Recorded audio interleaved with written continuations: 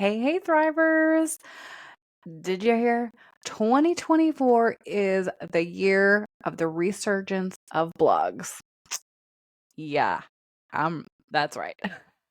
If you don't know what I'm talking about, make sure you go and listen to episode 225 if you missed it. Otherwise, if you did hear it, you know what I'm talking about. So, you're listening to this episode because you want a profitable blog in 2024? Yes. Yes. I'm trying not to scream too loud so my editor doesn't like hate my guts, but I want to pop the champagne, scream, do a dance party, all the things. So let's do this. I've got a list of tips that I am dying to get in your hands. There's a lot of nitty gritty details as well.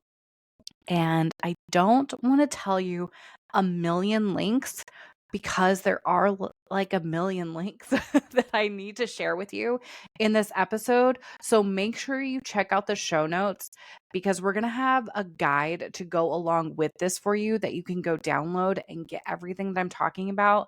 I'm not even going to be able to mention all of the things because there's just so much. And this guide is going to go really, really in depth. It's the first time we've been able to create a guide like this. I've been really excited. It's been on my list to do for a long time.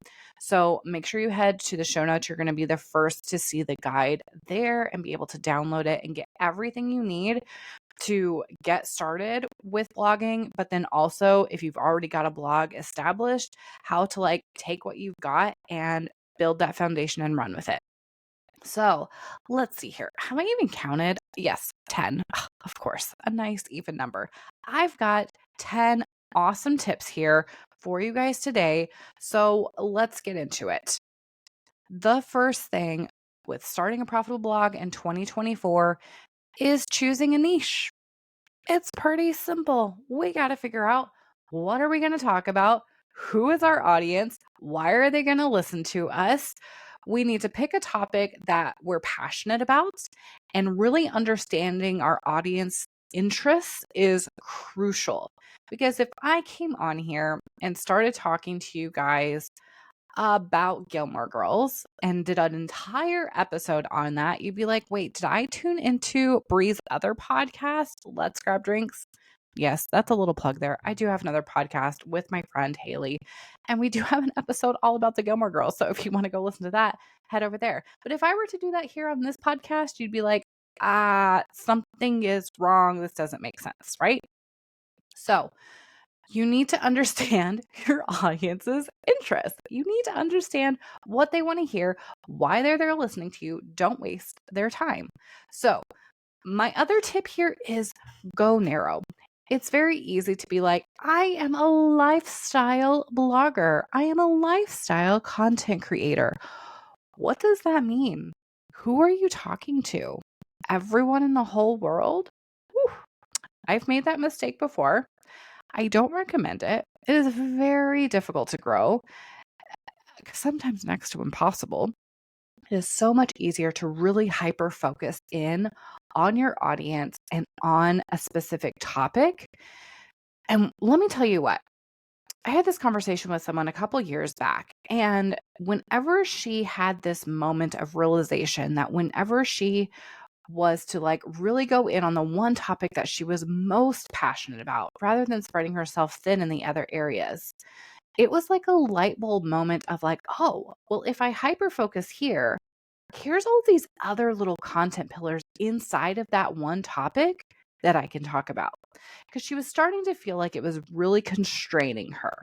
Like she was only going to be able to talk about one specific thing and it was going to be really boring.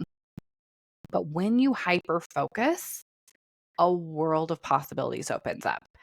Let me tell you what, I thought we were choosing a very niche down topic for our company. Bloggers. We work with bloggers. We educate bloggers. Done.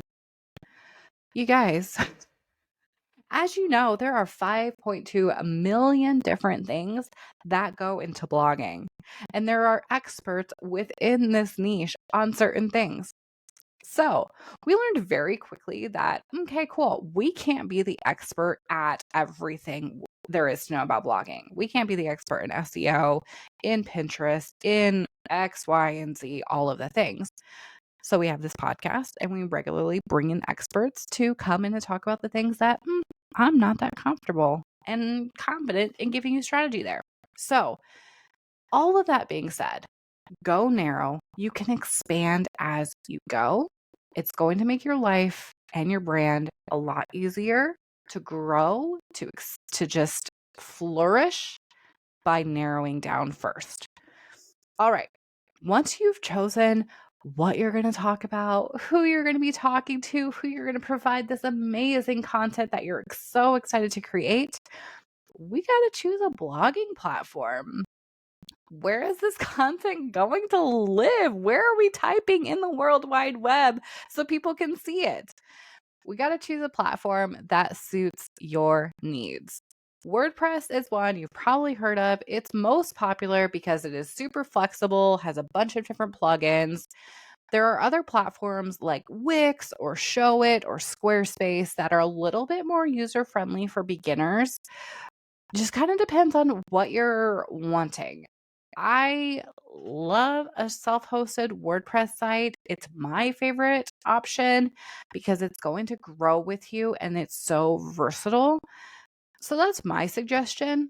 But we're going to give you in the show notes, in our guide, a whole bunch of different options so you can just kind of peruse, go try some free trials, go test things out for yourself and see what you want to do. We'll also do some like pros and cons on each of the different types of platforms that you can choose.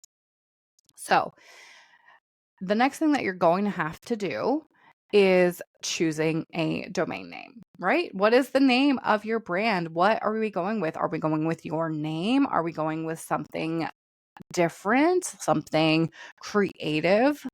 I think going with your name has its pros and cons. I think going with a brand name has its pros and cons. So pick something and make your domain name relevant. The biggest thing here is, right? Like whenever you have that idea, like going and saying, is this domain available? And then is it available on all of the different social media sites and reserving it on all of the different places? You want to make sure you do that as soon as possible. And that really plays into what you choose your name to be. Whenever I was starting the brand Bossy Life Co., which is the host of the Let's Grab Drinks podcast that I referenced earlier, we had such a hard time coming up with that brand name because so many things were taken. We're like, oh, this is a brilliant idea. Nope. Or like, one of the things we finally started to make a game of it. Like, okay, how much do you think this domain costs? I can't even remember how much like the most expensive one was, but it was like multiple thousands of dollars to buy the domain. We're like, well, that's not happening. So that's one thing to keep in mind before you get too locked in and just too excited about what your domain is going to be. Go and see if it's available first, okay? And then with that, choose a reliable hosting service. There's a ton out there. We'll link to a bunch of them for you. We use SiteGround. It's one that's worked really well for us for about 4 years now, 5 years now. It's been a little while. So we love it. It works for us. All right. So once you have all of that figured out, you've figured out where you're going to be blogging, the platform, the domain, the hosting you're going to use, you've picked your audience. Now it's time to, I think this is really fun, design your blog. So like, what's your logo going to look like? What fonts are you going to use? What theme are you going to use? What's your colors? This is really fun. It can be stressful. There's a few different hacks, quote unquote hacks, that you can use if you are not so savvy in the design area. I went to school for graphic design, so it lights me up. It is so much fun for me. But we'll link to some options for you if you're like, no, I need help with this and I need it on a budget. I got you. So you want to make your blog visually appealing and user friendly. You want to use a theme and a layout that really reflects your niche and your personality. The biggest thing here is ensuring that it's mobile friendly and that your site loads quickly. like I said, this part is so much fun for me. I'm such a visual person, and I love pretty looking blogs that make me want to stay and click around. And that's what you want. You want a blog that leads people on this journey and encourages them to like read one blog post and then, oh, I want to read this one. Oh, I want to read this one. And just click, click, click, click, click. Get those page views up and come back for more, right? That's the goal. So I do think it's super important that you make your website look freaking awesome.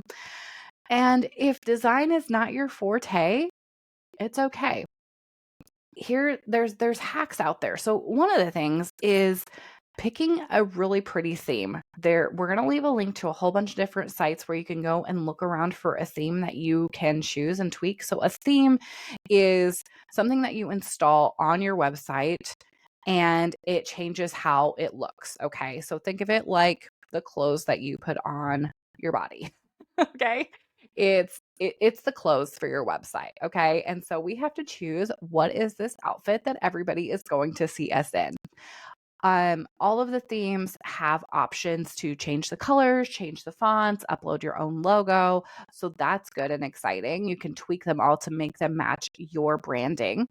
And we've got several companies that sell really cute ones that we'll recommend, and we'll link them all for you in the show notes. So there's things out there to help make it super easy for you.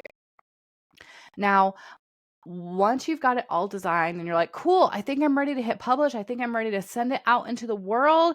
Hold on, hold the horses, grab them back, pull them back in. There's one crucial thing that I want to make sure you do, and that is legal compliance. We need to make sure that your blog complies with legal requirements, such as having a privacy policy, a disclaimer, and adhering to copyright laws. We want to make sure that nobody else can steal your content as well. So making sure you've got all of that. I love to include it all in the footer so it's on every single page. So you want to make sure you have all of that in place for you. You also want like a cookie policy, and there's a whole bunch of different like little legal things. The good news is you can kind of set them up and forget about them. It's kind of exciting. The only thing you really have to do is like if something new comes out and you need to like update it. Usually a lot of people will talk about it, including us. So make sure you're a part of our newsletter, paying attention to our blogging community over on Facebook. We'll let you guys know if there's something that we think you need to add to your privacy policy. Otherwise, at the start of the new year, you just need to go in and update the date at the bottom of your footer, bottom of your website. So we'll link to all the things, all the different policies and stuff that you need to have in place to be legal. Okay, cool. Now you are set up and ready for sending this beautiful website out into the world. But hold on. You've got a gorgeous theme.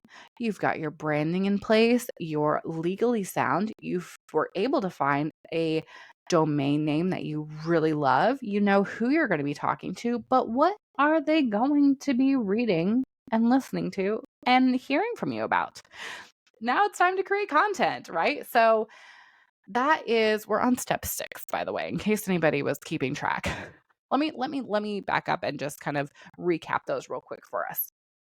Number 1 was choosing a niche. Number 2 was selecting a blogging platform.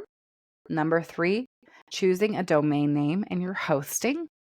Number 4, designing your blog. And number 5 was legal compliance. So now we're on number 6 out of 10 steps, creating high quality content. So that looks like regularly publishing engaging, original, and really valuable content for your audience, right? You've already determined that was step 1, who your audience is. You've got your niche. You know what they need. You know what they want to hear from you. Remember, it's all about them. This is not about you. It's your brand, but it is a service to your audience. So we need to make sure that our content is always talking to our audience. There was a Katie Steckley. I'm probably botching her name, but she's like a YouTuber. She's got a huge following over on social media. And I was watching one of her YouTubes this morning, and she had such a good way of explaining it. And she's like, You can have the same type of content, but the way that you're wording it and delivering it to your audience matters and is going to make a difference in how they react, engage, and actually consume the content.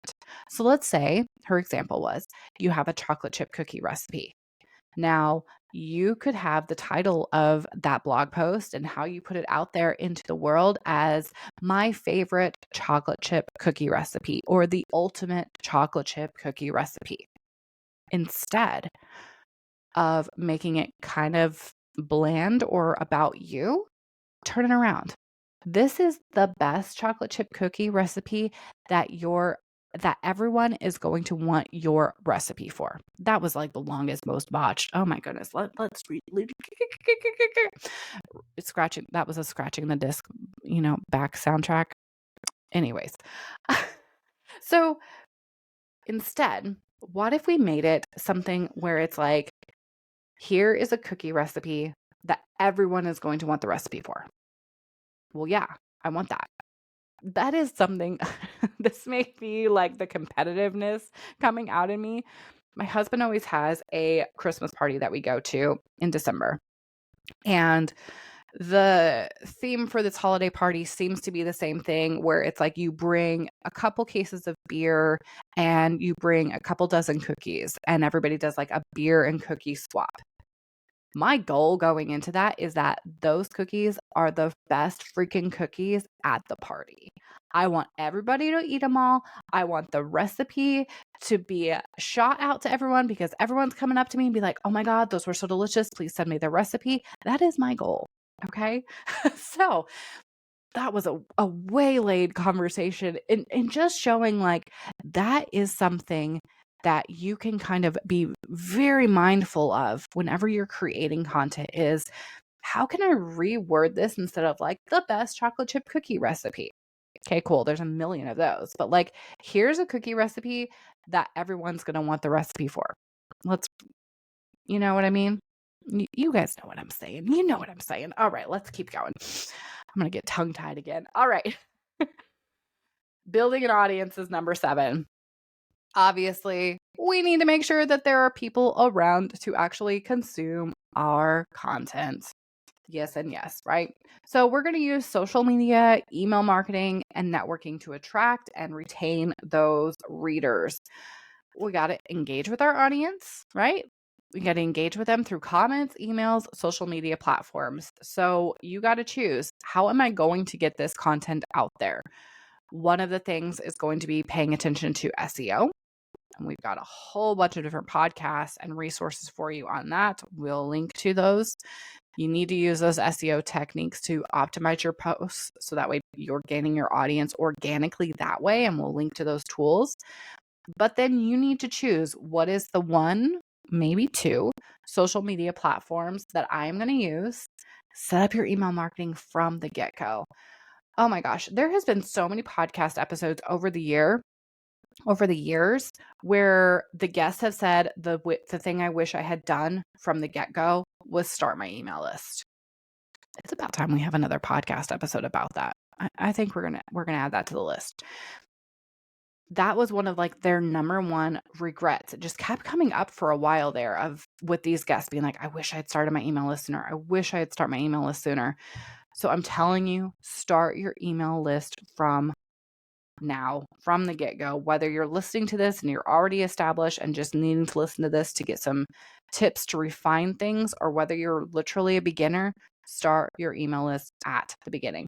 Flowdesk is our favorite because they've given us a code to give you guys half off.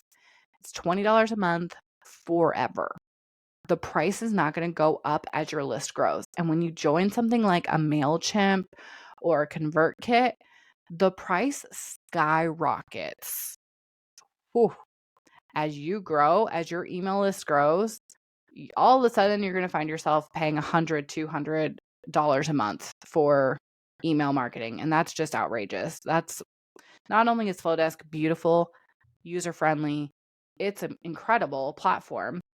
I think it's the best platform out there for bloggers. That I'm saying it. I really do. But it's going to be $20 no matter if you have 10 people on your email list or if you have 10,000 people on your email list. And you have 10,000 people on your email list, it's going to be a few $100s a month. It's wild. So, anyways, that goes in with building your audience. Start your email list from the get-go. All right, number 8. Cool. I've got it all set up. My blog is beautiful. I'm creating amazing content. I'm connecting with my audience. Now, how do I monetize this ish? All right.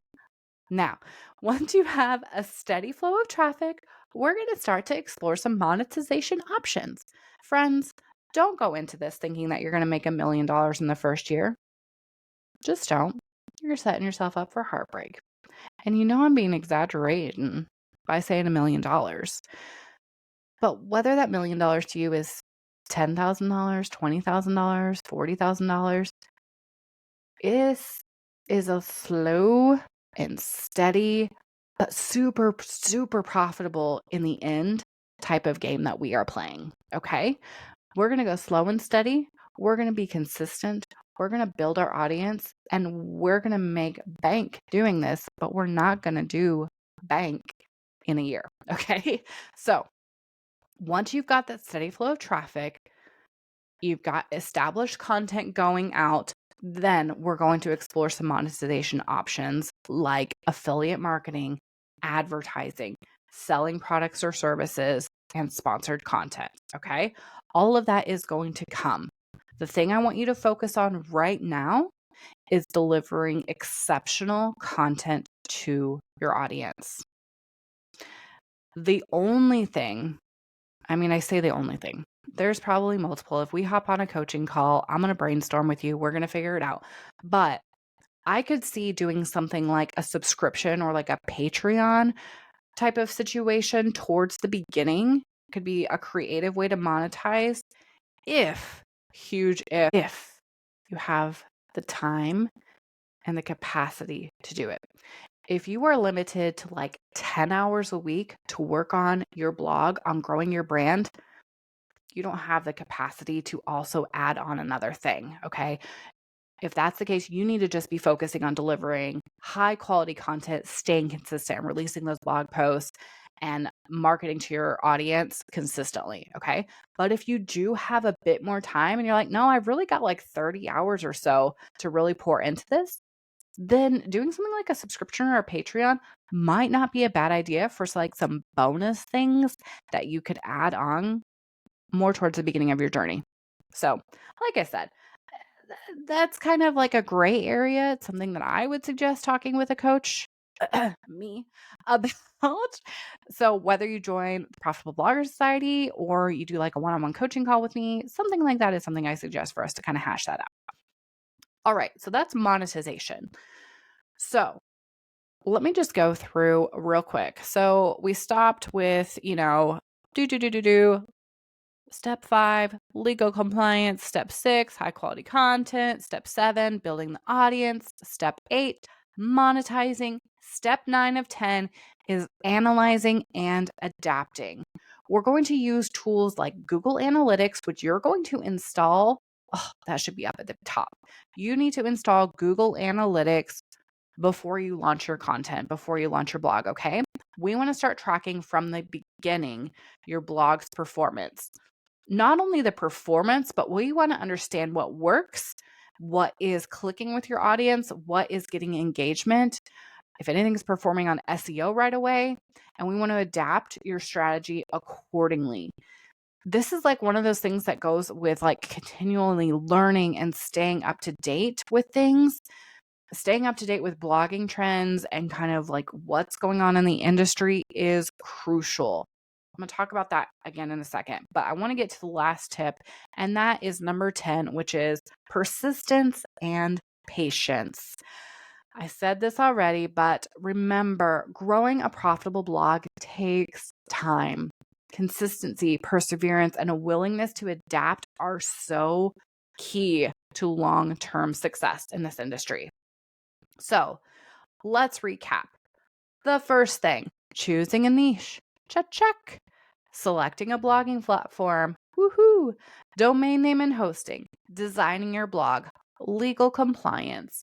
We're going to create high quality content We're going to build our audience. Then we're going to monetize. And we're always going to analyze and adapt what we're doing. And through it all, we are going to be persistent and patient. Even though patience is very hard for me, I'm not going to lie. I'm right there with you if you are on the struggle bus with that, okay? So I want you guys to make sure that you are staying up to date with the latest blogging trends and continuing to involve your strategies by listening to this podcast and being part of our Facebook community. If you're not a part of that group over there, head to Facebook, find the Thrive Blogging community, and join us over there. Never stop learning. You guys, I am learning something new all the time, probably on a weekly basis. There's so much to know in this industry and so much that's changing. And we try to keep you guys up to date as much as possible. So that's why being a part of a community is just another reason why that is so important. Blogging success in 2024, as in any year, requires a combination of that strategic planning, the creative content creation, and a commitment to connecting with your audience. Like I said, lots of links, lots of notes for this episode to head to thrivetogether.blog/podcast for all the notes, for the links, and for that guide that is just really going to help you start a profitable blog in 2024.